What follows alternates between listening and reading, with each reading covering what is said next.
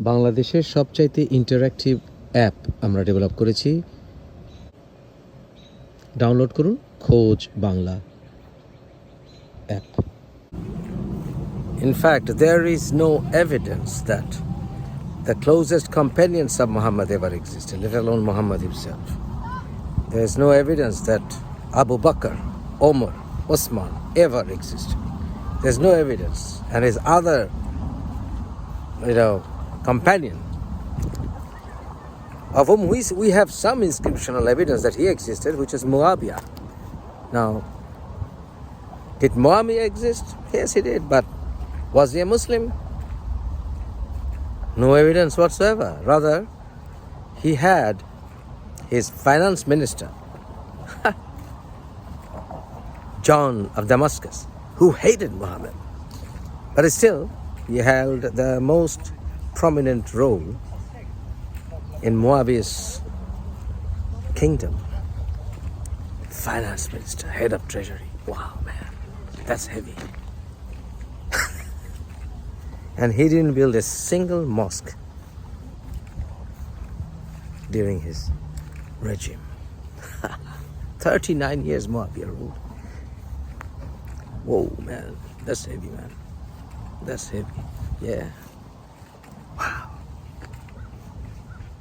So all these are stories, my friend.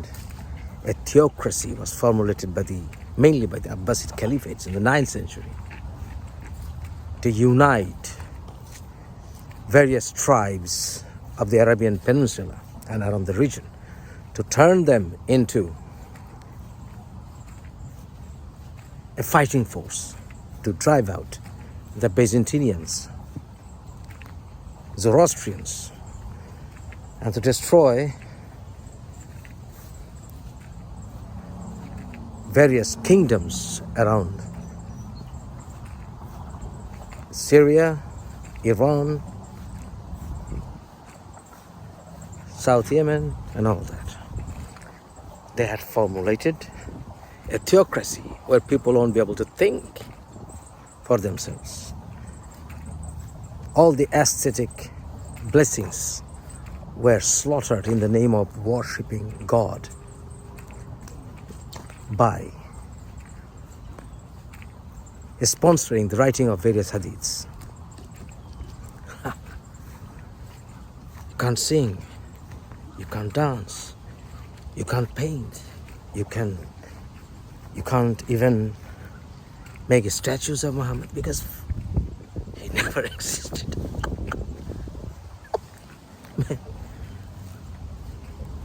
Was his name Muhammad or Ahmed? Who knows? And even the name Muhammad is not grammatically correct in Arabic. Oh, who had formulated the Arabic grammar? Man, the Persians, Sibwe and all. Imagine Bengalis formulating English grammar. Wow, man, that's heavy. That's heavy, mate.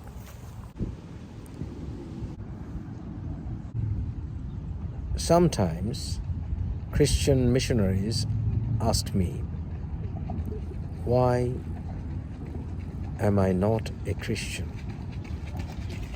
They would ask me, why don't you want to be saved? Why don't you believe in the miracles of Jesus? How he gave sight to the blind, how he gave life to the dead.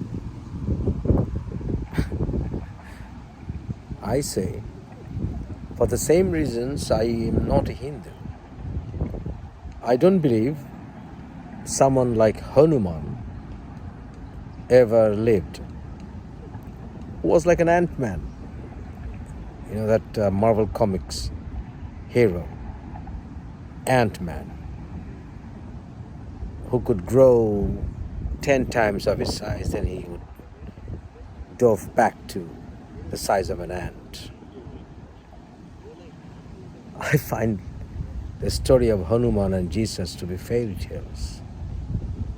I'm not a Christian for the same reason I have for not believing in Hercules. For the same reasons, I am not a worshipper of Aphrodite, because I find all these stories to be simply fairy tales. No truth in them. And for the same reason, I am not a Muslim either. I dug deep and deeper into the history and historiography of Islamic theology.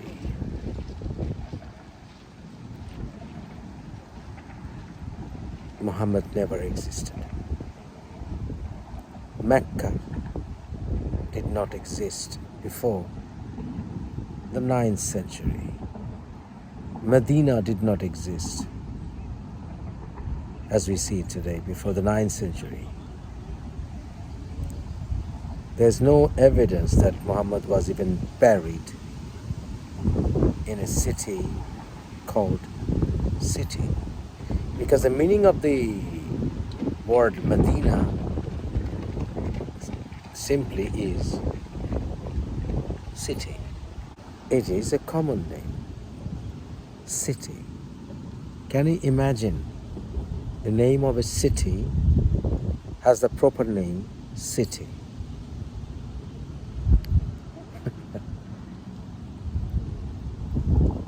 In the entire Quran, the word Medina came several times, but always as a common name for cities which were visited by Moses, Abraham, and some other prophets.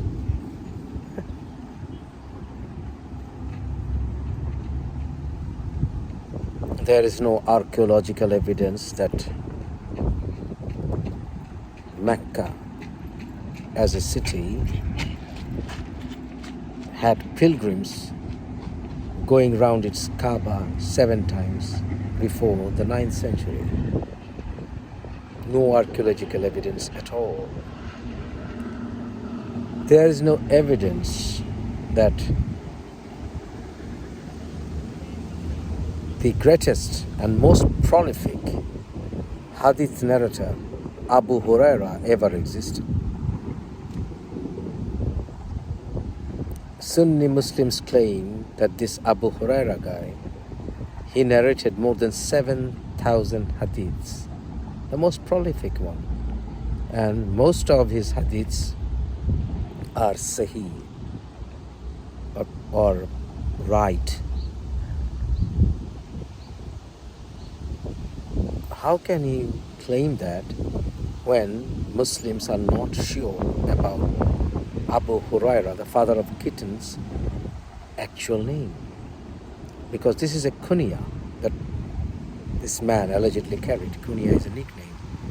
What was his name? Muslims could never agree on his actual name, where he hailed from, how long he lived with Muhammad, even about his character. Even the Sunnis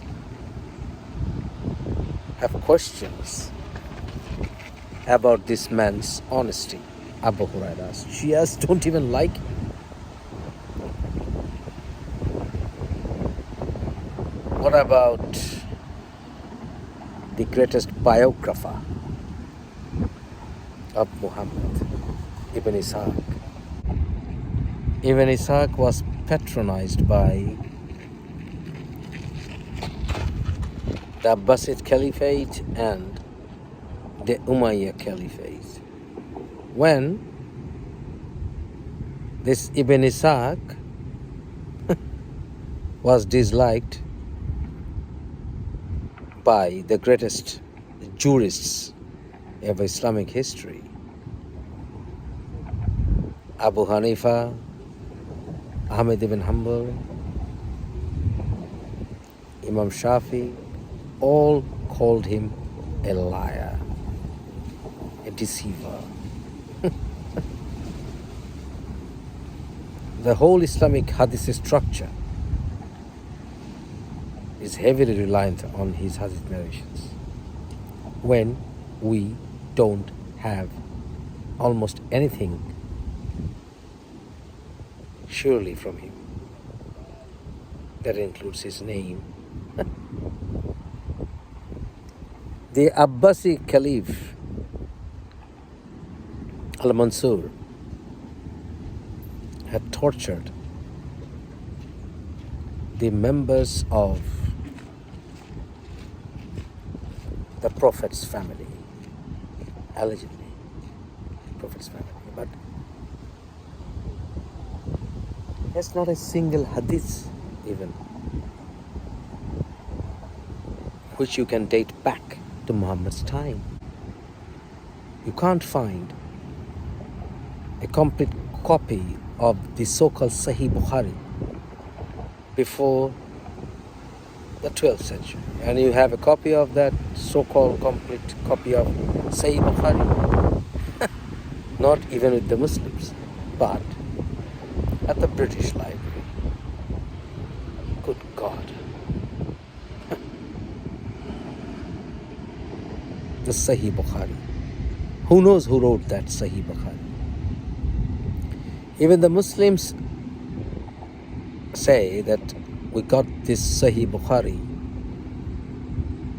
because it was dictated by Mr. Bukhari to one Mr. Farabri just before he died. And then this Farabri, of which we don't know much about, had dictated, allegedly, this Sahih Bukhari to a kid. We don't know much about him either, who was about 17 years of age, when he had allegedly heard that Sahih Bukhari, because it was verbally dictated to him, when this kid was only 17 years of age. The most authentic hadith collector, Imam Bukhari. Good God. There are self-contradictory hadiths everywhere. Even in Sahih Bukhari, self-contradictory hadiths, full of them. How long did Muhammad stay before he had migrated to Mecca? 13 years? 10 years, 12 years after the first revelation came to him? How long did he wait before he had migrated to Medina? No consensus. Which hadith did he keep and which hadith he threw out? What was his criteria? Who knows? And then again, how do we have the most authentic biography of Muhammad by Ibn Ishaq? Someone like Ibn Hisham edited Ibn Ishaq's biography of Muhammad as to his pleasure. He found some of his narrations so disgusting that Ibn Ishaq had to throw out most of the things which were written by Ibn Ishaq. How did he get writings from Ibn Ishaq? How much did he get?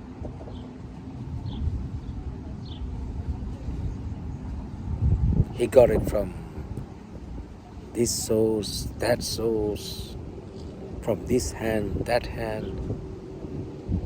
He had no direct, handwritten manuscript from Ibn Ishaq either. This Ibn Hisham guy, he never had a copy of an Ibn Ishaq's original work. Do we have a copy of Ibn Hisham's writing? Over the centuries, the writings went fatter, to thinner, thinner to fatter, like the Quran itself. Do we have a copy of the Quran, complete copy of the Quran before the 11th century? No, we don't. We have some recensions, only 30 to 40% of the Quran before the 9th century. And then suddenly Quran started getting fatter. And it took its complete shape of today in the 11th century.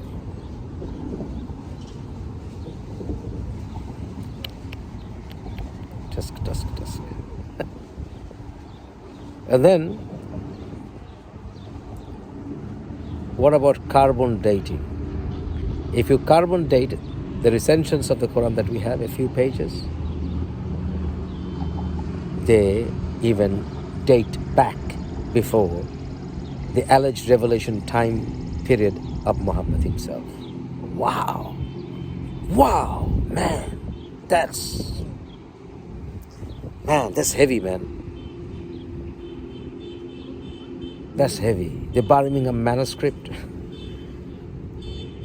a few pages and recensions of the Quran, they were carbon dated, and with 97% possibility, they might even be dated back to Muhammad, back before the time of Muhammad's revelation. Wow, man. And if you study the etymology of Quran, the words of the Quranic various surahs, you will see some of these words have Hebrew origin, some of them have Syriac origin, some of them have Pahlavi origin, some of them have Greek origin. And when you will see some of the words which have their roots, etymology, in Hebrew words, you will see those surahs are more or less discussing issues about the region where Hebrew speakers were predominant. The Quran uses the same word in various forms. Some have Hebrew origin, some will have Syriac origin. For example, Sana'a and Sinai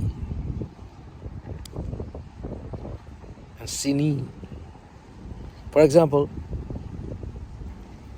Quran uses the word Sinin to describe the Mount Sinai.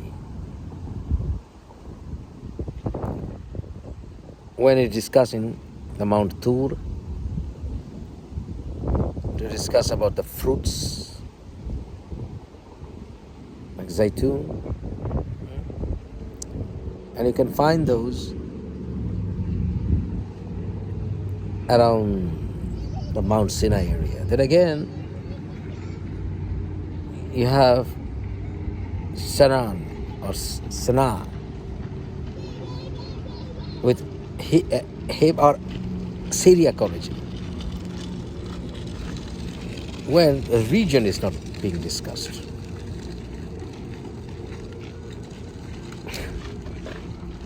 Am I a fool?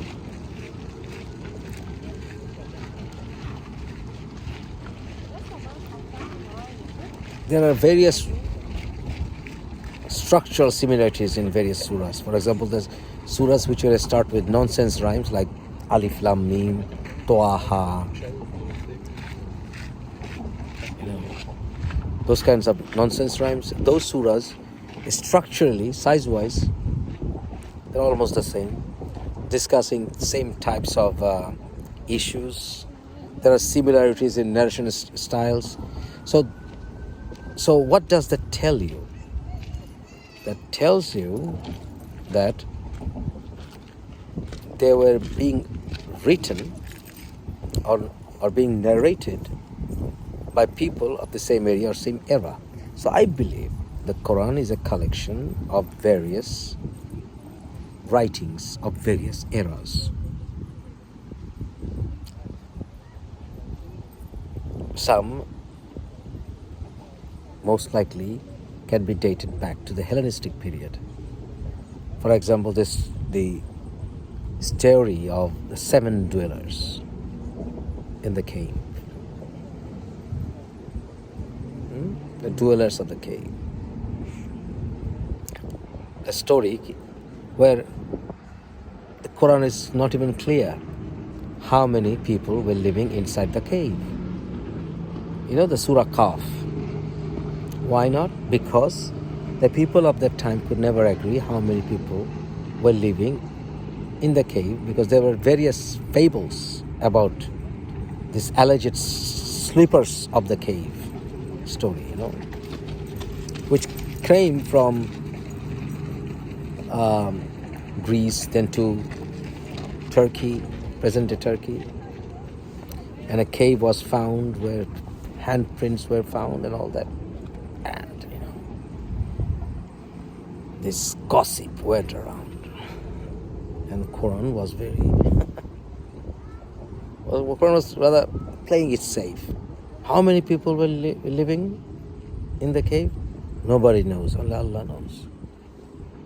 So you make everybody happy. Muhammad had a daughter, allegedly, named Fatima, another wife named Aisha. They were not very happy with one another. And according to Judeo-Christian sources, Ishmael had 2 wives, Aisha and Fatima, and they didn't get along. Wow. Damn, that's heavy. And then Solomon's cave story in the Bible.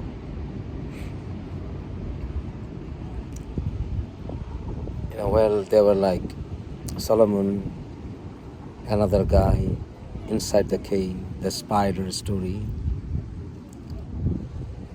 That was indirectly discussed in a few words in the Quran. And the story is believed widely by Muslims that Muhammad and Abu Bakr, his companion, had to hide inside a cave. The spider saved them because the spider knitted a web at the entrance so that the enemies thought that there was no one living inside the cave. What a similarity, man.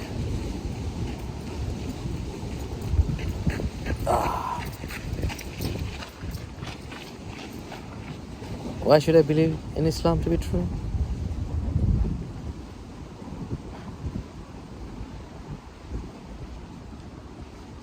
There's not a single issue about which Muslims are united. They are not united about exactly when Muhammad was born, how to pray, because Quran doesn't say how to pray. Even hadiths have contradictory issues about how to pray. To be honest, there is almost nothing about in the hadiths to be, how Muslims should pray. So you rely on imams, on how to perform Islamic rituals. Hadith narrators didn't get along well with the greatest imams.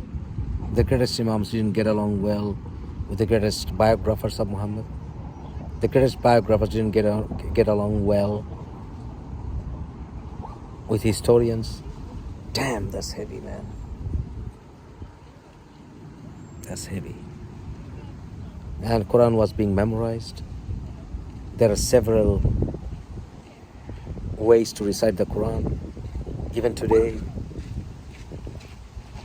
Saudi Arabia approved of 2 versions of tilawah or recitation of the Quran, Harsh and Warsh. And owing to their style of pronunciations, the meanings have changed. from one to another in various ways.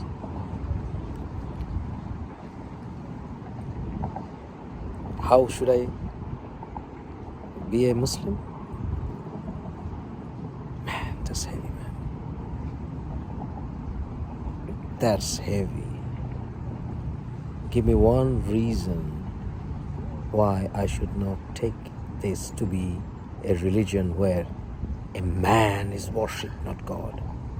How you eat, how you have sex, how you wear your beard, how you sleep,